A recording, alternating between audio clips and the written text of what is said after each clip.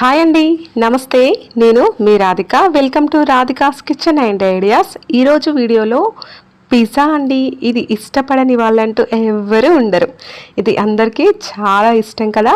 అయితే మనం దీనిని గోధుమ పిండితో కేవలం ఇంట్లో ఉండే వాటితో ఎలా ప్రిపేర్ చేసుకోవాలో ఈజీగా చూపిస్తున్నానండి. దీనిని చూస్తే చిన్న పిల్లలు కూడా చేసేస్తారండి. చాలా అంటే చాలా బాగుంది.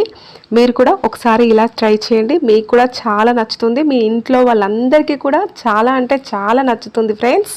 ఈ లాక్డౌన్లో మనకు ఎప్పుడు కావాలంటే అప్పుడు ఇంట్లోనే ప్రిపేర్ చేసేసుకోవచ్చండి, బయట కొనకుండా. కేవలం ఇంట్లో ఉండే వాటితో. ఇప్పుడు ఆలస్యం చేయకుండా దీనిని ఎలా ప్రిపేర్ చేసుకోవాలో ప్రాసెస్లోకి వెళ్దాం.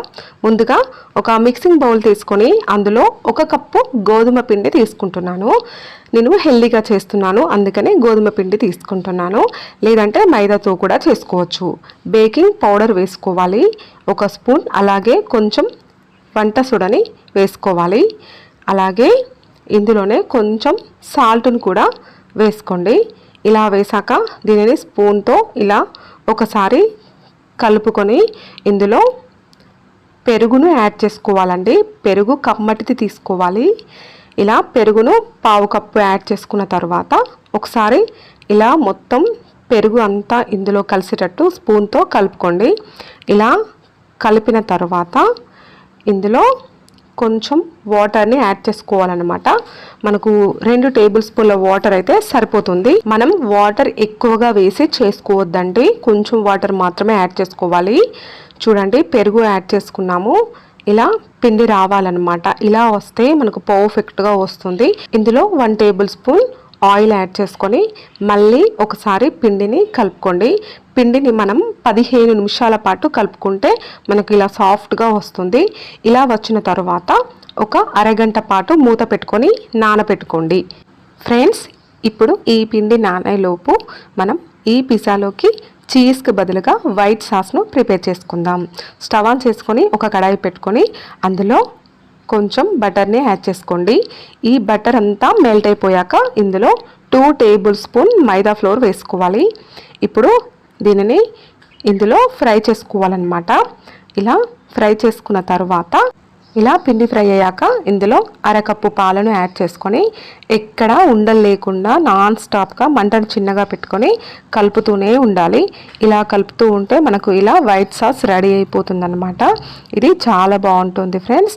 ఇది మనకి క్రీమ్లా వచ్చేంత వరకు ఇలా కలుపుతూ ఉండాలి. చూడండి, ఇలా వస్తే మనకు పర్ఫెక్ట్గా వచ్చినట్టు.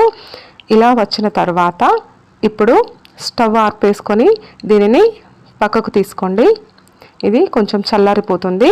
ఆ తర్వాత మనము పిజ్జాను బేక్ చేసుకోవడానికి ఇలా ఒక ప్యాన్ తీసుకొని దానికి ఇలా ఆయిల్ రాసుకొని దీనిని కూడా పక్కన పెట్టేసుకోండి.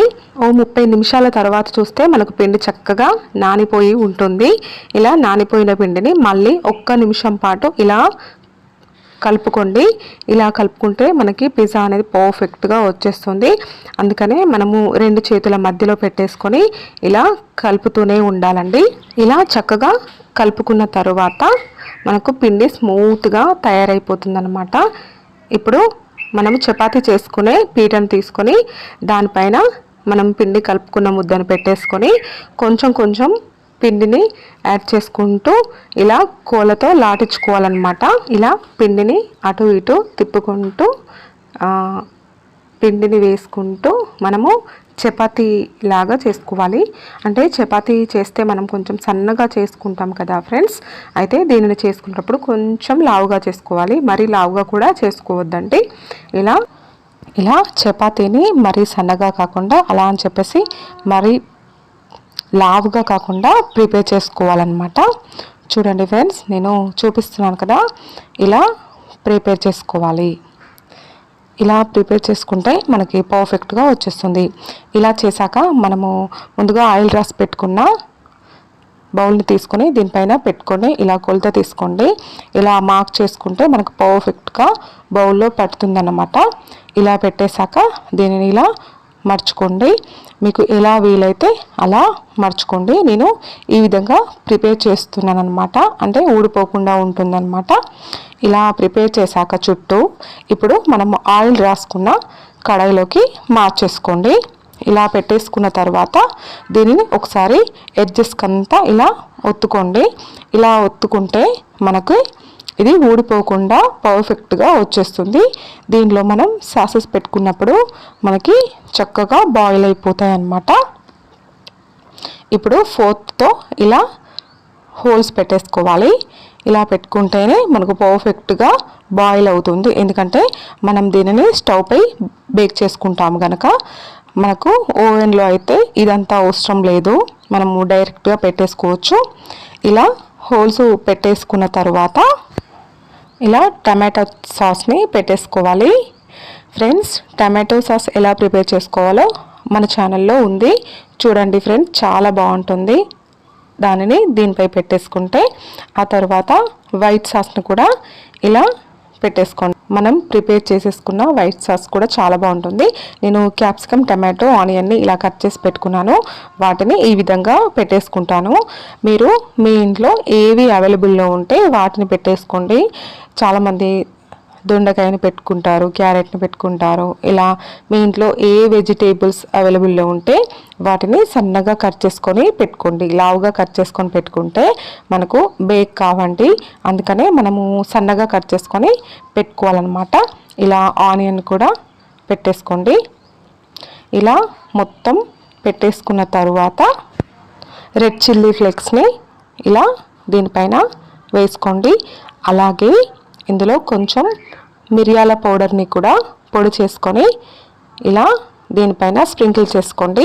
ఇలా చేసుకుంటే మనకు టేస్ట్ అనేది చాలా అంటే చాలా బాగుంటుంది. చూడండి, ఇప్పుడు మనకి పిజ్జా బేక్ చేసుకోవడానికి రెడీ అయిపోయింది. చుట్టూ ఆయిల్ వేసుకోండి. ఆ తర్వాత ఇప్పుడు స్టవ్ ఆన్ చేసుకొని ఒక కడాయి పెట్టుకొని అందులో ఒక స్టాండ్ను పెట్టుకొని దీనిపైన మూత పెట్టుకొని ఒక 10 నిమిషాల పాటు మంటని హై ఫ్లేమ్లో పెట్టుకొని వేడి చేసుకుందాం. 10 నిమిషాల తర్వాత చూస్తే చూడండి, ఇది చక్కగా వేడి అయిపోయి ఉంటుంది. ఇప్పుడు మనం ముందుగా ప్రిపేర్ చేసుకున్న పిజ్జాని ఇందులో పెట్టేసుకోండి. ఇప్పుడు దీనిని ఇలా బేక్ చేసుకోవాలన్నమాట. ఇందులో పెట్టేసుకొని దీనిపైన మూత పెట్టుకొని దీనిని 35 నుంచి 45 నిమిషాల పాటు మంటని మీడియం ఫ్లేమ్లో పెట్టుకొని బేక్ చేసుకోవాలన్నమాట. నేను 45 నిమిషాల తర్వాత చూపిస్తున్నాను, మీరు మధ్య మధ్యలో చూడండి ఫ్రెండ్స్.